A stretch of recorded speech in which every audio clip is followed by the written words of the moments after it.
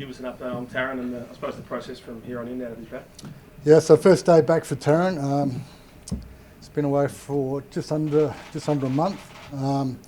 So it's a long time out of the program. We really wanted him to concentrate on the programs we put in place. We felt that was best suited away from the club. There's been obviously a lot of interest in Tarryn. So it was a distraction for him and the club really. So to spend some time away, and he's educated himself, started doing some programs. There's still more work to be done, which will continue in the upcoming weeks and ongoing. But we're happy with his attitude and his accountability to some of the things we've asked him to address, and that's primarily around his respect and responsibility to women and some of the language he's used towards them. We certainly don't condone any of that type of behaviour, and he needs to do some work on understand under pressure what's led him to use the type of language he has, which is totally inappropriate. So he's back. We just don't think it's the right thing to be out of the program. We think the best way of controlling and helping Tarryn change his behaviour is to be within our four walls, because when he has been here, he's been fine in the level of the way he does things and his relationship with his players, his teammates, etc. So we're happy that he's back. We're happy with the work that he's done. But as I said, there's lots of work to still be done. What ways has he demonstrated that to you? You say you're happy with his level of accountability. Yeah. What's he actually done to improve that? Yeah, so there's no excuses, there's no blaming. There's accountability for his role in the language he's used and how he's addressed that. So first and foremost, it's his language to me, taking accountability and taking ownership. The other part of that is he's fully embraced the program we put in place and the programs we'll put in place in front of him, and he's done that without any complaints. Did you consider waiting until his court matter was finished, and what was the process behind that? Yeah, no, we've taken into a lot of consideration of the court cases, etc. We feel like a lot of this behaviour is going back, nearly 12 months ago, previous to last year. We feel that they're all wrapped up in sort of in a bundle of behaviours that we think we'll put a plan in to address all of that. So regardless of the outcome of that court case, we think the things we've put in place at the moment are addressing all the things we need to address. What are the steps for him to come back and be eligible to play at some stage? Yeah, so as was mentioned, he's been out of the program for a month. He's got to continue to contribute to his programs, spend time away from the club after hours in completing those programs. We need to see the accountability and the way that he talks about the experience continues to be in the right manner. And then he's obviously got to catch up a month's worth of training.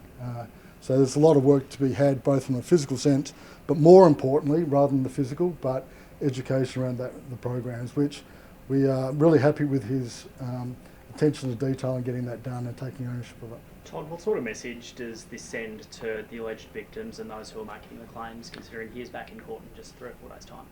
Well, we hope once again the allegations, we hope that that we're seen to be serious about what we're doing, that we're trying to put things in place, that Tarryn understands that he hasn't acted into the level that society expects.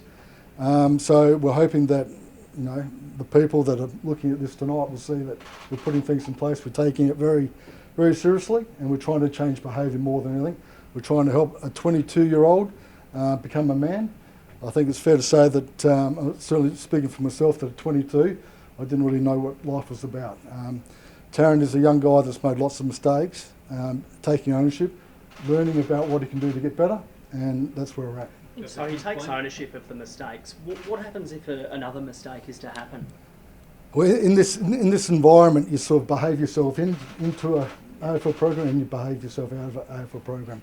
So in simple terms, you continue to display the wrong habits, and then you find a way out of the industry. You talk about kind of setting an example within the club as to what it is that he should be doing in his terms of relating and respect towards women, but we see your senior coach going off at a female reporter out the front the other day, being a bit inappropriate and then being forced to to apologise. So do you think that those structures are there at the moment? Look, I think so. I think we're talking, I don't want to compare the apples and oranges with the incidents. We're certainly taking both of the scenarios seriously. There was unfortunately a female journalist didn't feel comfortable in our environment on that particular day when Alistair was found out that the exchange upset the journalist. He was, within 2 hours apologising in person, and it was our belief at the time that that was accepted once again in person, and the case was closed. But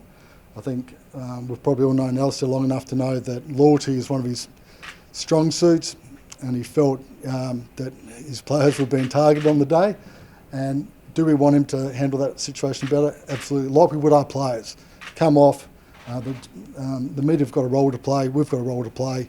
But let's just, walk off and be civil around it. So. Do you think he's needed to check himself though, given what's going on with Tarryn as well? Well, I think obviously he's had a point of reflection, and which led to the apology within an hour in person.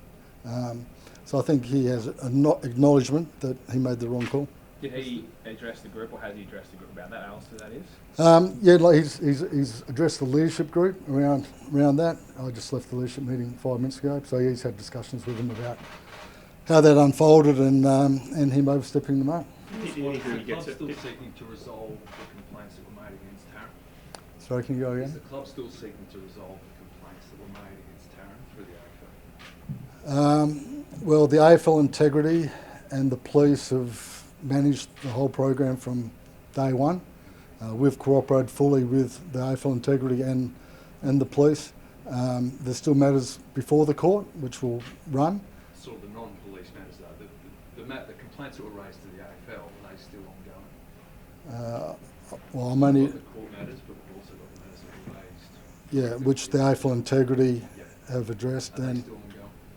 I believe that there's no official AFL investigation from the integrity department about those comments. Will the AFL sanction Clarko in any way?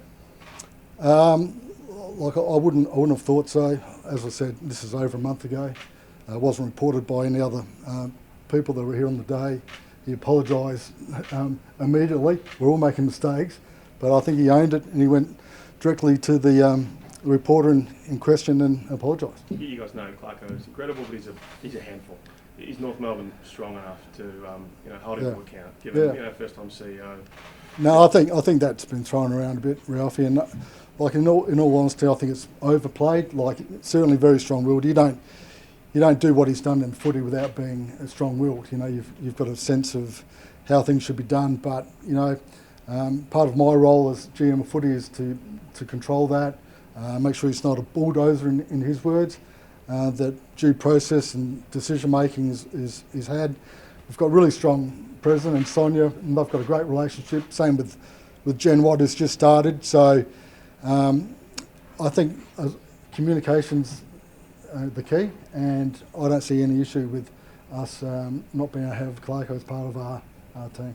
Tarryn mentioned on the way in he had an intention to address the playing group today. Has he done that as yet? Yes, he has.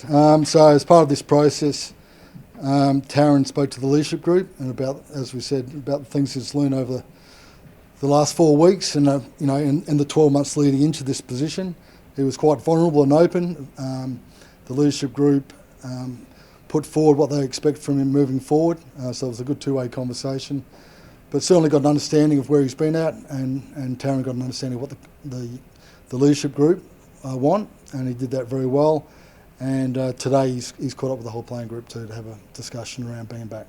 So can he play VFL, or when you've got to tick him off for senior selection? What's that process? Well, he's unavailable for selection, VFL or AFL, until we're really happy that he's continued to do his education and behaviour change program, and he's to the level from a physical perspective. So for this, there's no time frame on that, but as I said, he's been out a month, and until we can tick off that he's fully on board, which he's proven to this point, then we'll make that call that he's available for selection. How hard will it be for Tarryn to earn back the trust of his teammates? Well, it's going to be hard. I mean, there's obviously you know, a lot of attention on the club at the moment for all the wrong reasons. We're embarking on a really exciting period of time with the new coach and a new footy department. And I think if you spoke to a lot of the people within the organisation, we're really excited about what we've seen so far. So, but we're getting a lot of attention for the wrong reasons. And Tarryn has apologised to the leaders and the playing group around that because it's not what we want to be here standing in front of the mics. Let's talk about when we've won 4 in a row. So he understands there's work to be done. Will the players have a say on when they think he's ready to come back? Absolutely. Further to Ralphie's question, obviously you have a very long-standing relationship with Alistair. So have you had to remind him that he needs to be careful if he is possibly skating on thin ice, given everything that's going on? No, we speak ongoing around what we expect from our players and the standards and behaviours. I think 99% of what Clarko does is first class. He's one of the best coaches in the modern history. We all have our strengths and we then have our weaknesses. So we've spoken about that he needs to, just tighten up on some of those areas and to stay cool, calm and collected when the heat's on. We expect that from my players, we expect it from my coaches. Can I ask you one? Ben Mackay, just the contract status there as a high-profile free agent. When do you expect to be able to talk to him about his contract? Yeah, no, well, it's been ongoing, Ralphie, for a period of time. Obviously, we don't like our good players coming out of contract, and he's a restricted free agent, as we all know. So those conversations have been happening from a year out, really. I mean, his management have indicated that they want to see how we go. Let's get the ball rolling. Let's see how Clarko settles in. But I think hopefully those conversations can start sooner rather than later. We're keen to get him locked away. Yeah. What was your takeaway from the match a couple of days ago? A couple of guys knocking down the door for round 1. Yeah, no, we think we're developing well. The 3 things we tried to put in place from when Clarko started and myself started was the environment, both from a physical sense, but also trying to create that place where we want to come and learn and enjoy what we're doing. The relationships with players and staff, which has been going really well, and then the final piece is that new coach game plan.